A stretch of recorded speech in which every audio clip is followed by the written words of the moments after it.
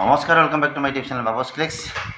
সপ্তম শ্ৰেণীৰ ছাত্ৰসকল অনুশীলনী 12 তোমালোকে কমেণ্ট কৰি সুধিছিলা মোক কোনটো যে 4 নম্বৰটো 4 নম্বৰটো কি দিয়া আছে যে তলৰ ৰাশিবিলাক থকা পদবিলাকৰ সাংখ্যিক হক নিৰ্ণয় কৰিব দিছে। এই ক্ষেত্ৰত ধ্ৰুৱক পদটো মানে উপেক্ষা কৰিব দিছে।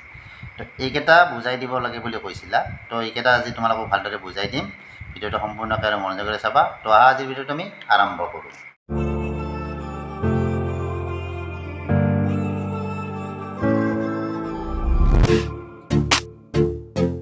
নম্বৰত কি আছে 6p স্কুৱেৰ। এতিয়া সাংখ্যিক হক বুলি ক'লে কি বুজি পাবা যে সাংখ্যিক মান অৰ্থাৎ এইবিলাক মানবিলাক কৈছে 6 4 3 4 2 সংখ্যাৰে যিবিলাক মান থাকে তাৰমানে সেইবিলাকক কি কোৱা হয় সাংখ্যিক মান।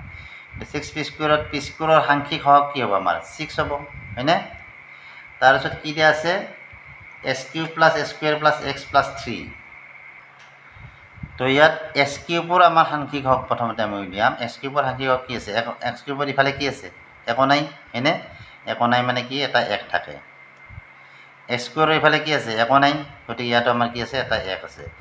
xৰ ইফালে কি আছে একো নাই, গতিকে ইয়াতো এটা 1 আছে। তাৰমানে সাংখ্যিক হক আমি কি পালোঁ এই তিনিটাৰে 1 পালোঁ।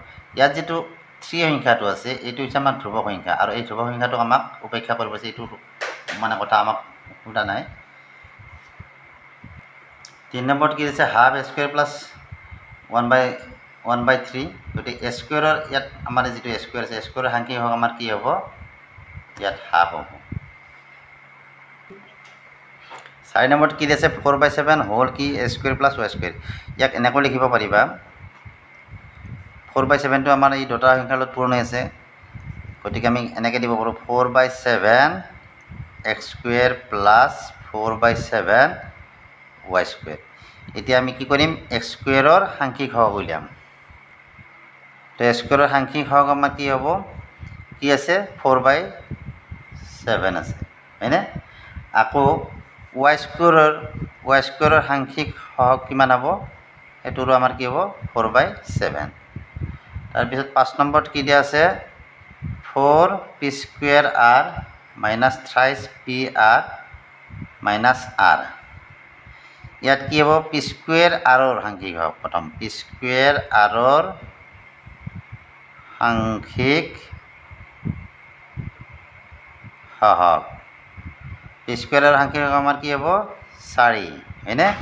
তাৰপিছত 3p rত কি p rৰ সাংখ্যিক হক p rৰ সাংখ্যিক হক p rৰ সাংখ্যিক হক 3 নহয় কিন্তু দেই -3 হ'ব। ইয়াৰ আগৰ চিনটো মাইনাছ আছে না, চিন যি থাকিব সেয়ে বহিব। আৰু rৰ সাংখ্যিক হক আমাৰ কি হ'ব rৰ আগত কি আছে একো নাই, গতিকে -1। তো এনেদৰে তোমালোকে সাংখ্যিক হকবিলাক নিৰ্ণয় কৰিব পাৰিবা। তো এইখিনি আছিল ভিডিঅ'ত। বাকী এই চেপ্টাৰৰ ভিডিঅ' আগতে দিয়া আছে, যদি কোনোবাই চোৱা নাই তেতিয়াহ'লে এই ভিডিঅ'ৰ ডেছক্ৰিপশ্যন তাৰ লিংকটো পাবা, তাত গৈ তোমালোকে বাকী অংশখিনি চাব পাৰিবা। ভিডিঅ'টো চাই যদি ভাল লাগে ভিডিঅ'টো লাইক কৰিবা, চেনেলটো ছাবস্ক্ৰাইব কৰিবা। আজিলৈ আহিলে বাই বাই, থেংক ইউ।